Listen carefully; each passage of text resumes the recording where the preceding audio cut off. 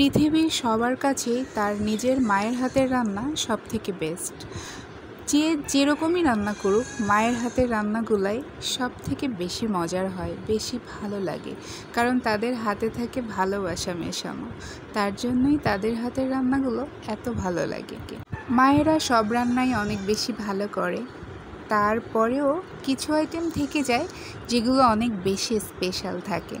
তো তেমনই আমার মায়ের হাতের এই যে হালকা পাতলা তরকারিগুলো, যেমন শাক রান্না, তারপর হচ্ছে মাছের ঝোল, ছোট মাছ, এইগুলো আমার বিরিয়ানি থেকেও ভালো লাগে। এত মজা হয় যেটা আমি হাজার চেষ্টা করেও আমার রান্নাতে আনতে পারি না।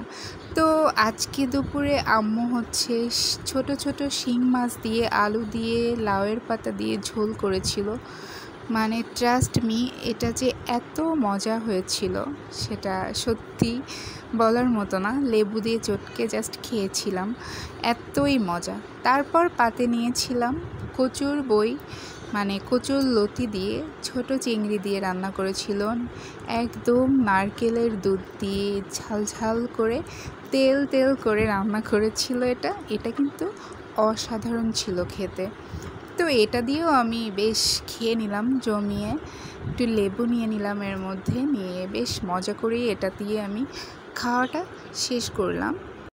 গরমে এটা না খাওয়াই ভালো ছিল, কিন্তু তারপরেও দেখে লোভ সামলাতে পারলাম না, খেয়েই নিলাম এটা দিয়েও খানিকটা ভাত।